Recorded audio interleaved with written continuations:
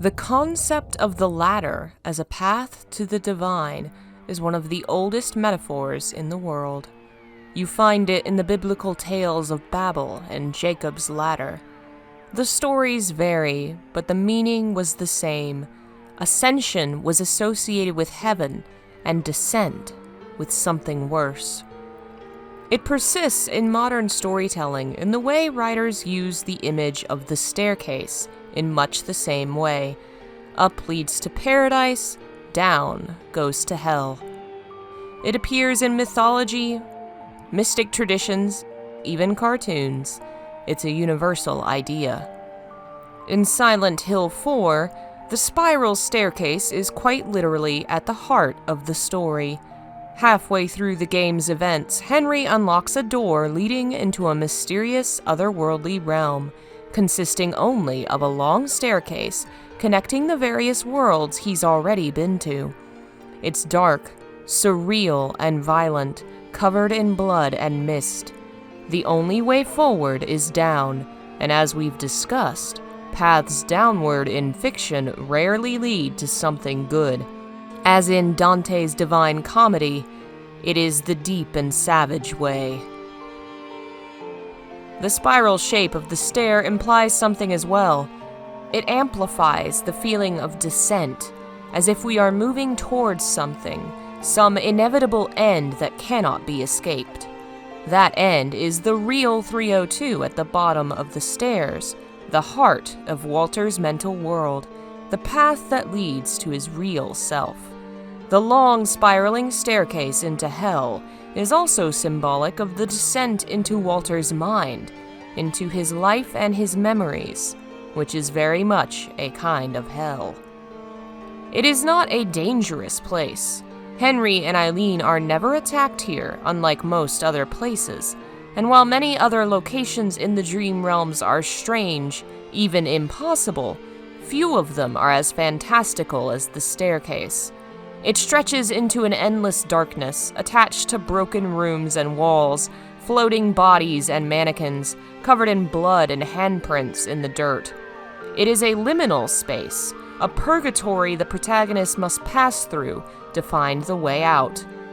Along the walls, the player can find rooms floating in the air, isolated, broken off from the world, as Room 302 has been. The isolation of the room reflects the isolation of the player character and his enemy. Both Walter and Henry have been cut off from society and have suffered from that isolation, and nothing better represents that than these empty rooms floating in darkness, covered in blood. Some of the rooms aren't empty. There's a room with a bloody operating table, another with an IV, continuing the medical theme that permeates the game. Many of them have doors and toilets, including a room with a large deformed body holding an infant, sitting between two toilets, attempting to breastfeed. It's clearly a naked body with a blackened, ruined face, and blood marking the genitals and the floor. It could certainly be seen as an interpretation of birth, perhaps Walter's first moments in the world with a mother he cannot remember. It's a horrid way to imagine being born, in a dirty bathroom, with hooks hanging from the ceiling in an ominous fashion. There are a lot of bodies, some of deformed humans, others of mannequins of various kinds. They are most often tied up and twisted into painful shapes, their faces deformed or covered by masks, hanging in the air or floating in cages. Many of them are feminine, but not all. There's even a sheep in one room, between two bodies hanging by their arms. The female bodies have a heavy focus on the breasts. Often their arms are bound behind them, pushing the bust forward.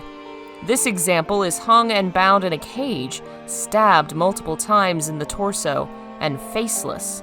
Another is hanging upside down on a variation of a cross in a sexual pose, chains hanging from the ceiling. You can find scissors in these scenes as well, sometimes stuck into the victims' bodies, and eyes everywhere, in pictures on the walls, and scrawled in messy graffiti along the staircase. There are other picture frames which contain tormented bodies in them, limbs stretching outside the frame as if trying to escape a prison cell. One room contains a mannequin that appears to be a toddler, lifting its arms to protect its face. Nearly all of these rooms are dimly lit save one, a room with a particularly masculine figure, larger than the rest, with 2 pairs of wings stretching from his back. He stands in the center of the room, with 2 smaller mannequins bowing to him on their knees. The light in this room is far brighter and originates from the angel's head. There's a lot happening in the stairwell descent. So many rooms with so many symbols, individual displays of absolute horror. The self-contained rooms act like a metaphor for memory. As we are in Walter's head descending into his past, the rooms float outside the stairs like displays at a museum, allowing the player a glimpse into Walter's past and his psyche. These terrible scenes clearly convey his trauma and violent tendencies. We see more clearly how his feelings for women manifest. The female figures are all bound in very sexual positions, like this figure pierced by rope pulled towards the ceiling. Many of the rope bindings resemble kinbaku, known as shibari in the West, a type of Japanese bondage used in sexual activities in a similar vein as BDSM. These female figures are bound and caged in painful ways, many of them stabbed. The anger and obsession, the relationship between desire and hate in Walter's mind is made very clear. We also see things that could hint at his past. The mother giving birth in a bathroom, the child flinching. Every human-shaped being in the stairwell is faceless, most of them caged and bound, perhaps reflecting Walter's hatred for people in general, a feeling of being trapped by the order and suffering, or both. There is a lot of violence, as Walter's life was violent, and he has learned to associate harm with divine retribution and redemption. A trail of blood travels through most of the stairwell, leading Henry down towards the room where he'll find the real Walter, a symbolic image of the blood on Walter's hands. There's darkness all around, choking you, blocking the path forward. The same kind of suffocating darkness that has filled Walter's life with suffering. The hands on the walls, the eyes always watching. The staircase gives off a similar feeling as the water prison, and it's no coincidence both are spiraling in nature. This is the water prison, manifest in Walter's mind, a self-inflicted cage created by the trauma he suffered at the Order's hands. Their influence is clear everywhere. The halo of the sun appears on many of the doors and on the holes leading into the other worlds. There's plenty of religious imagery.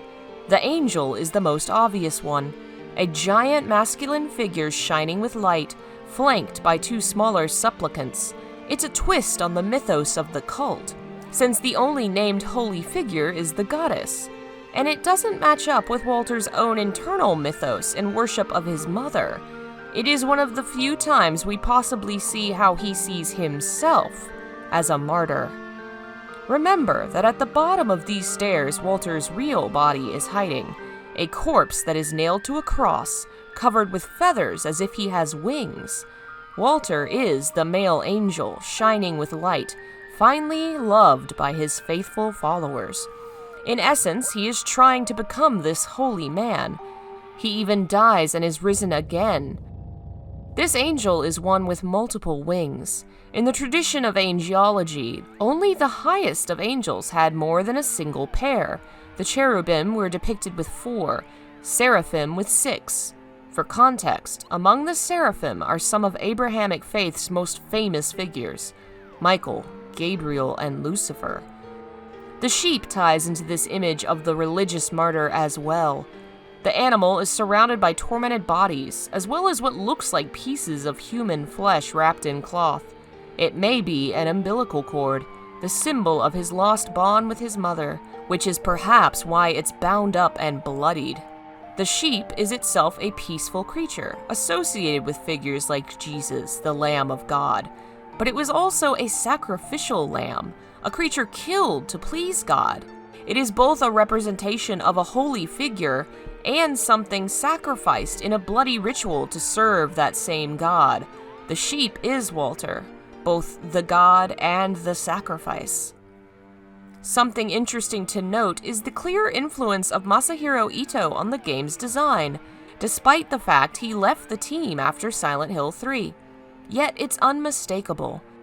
Looking at Ito-san's art, he is a person that focuses heavily on sexual imagery, bondage, entrapment, and masks, even in his own personal works. He likes to draw figures with deformed or hidden faces, figures in ropes and behind bars. This mannequin in particular resembles a drawing Ito-san drew in 2006. It's interesting to think that perhaps his guidance informed the team long after he left. The last piece of imagery to discuss in the stairwell is one that cannot be seen in the game. Outside of view, hidden beneath the stairs, there is a giant moth floating in the darkness by one of the holes. It is fascinating that this huge creation isn't seen in the game, and makes one wonder if the team had other plans for it that had to be cut for time. In Japan, the moth is often a symbol that represents the human soul, often after they've died. And more specifically, Silent Hill has associated the moth image with Alessa, the cult's first major victim. There's so much detail in this small location, this liminal space connecting the larger portions of the game. There are greatly detailed pieces that are barely seen, and models that appear to be used only once in the game. There's so much clear thought and detail here that perhaps more than anywhere else, gives us a glimpse at the talent and forethought behind Silent Hill 4, and what the team may have been working towards when the project was cut short.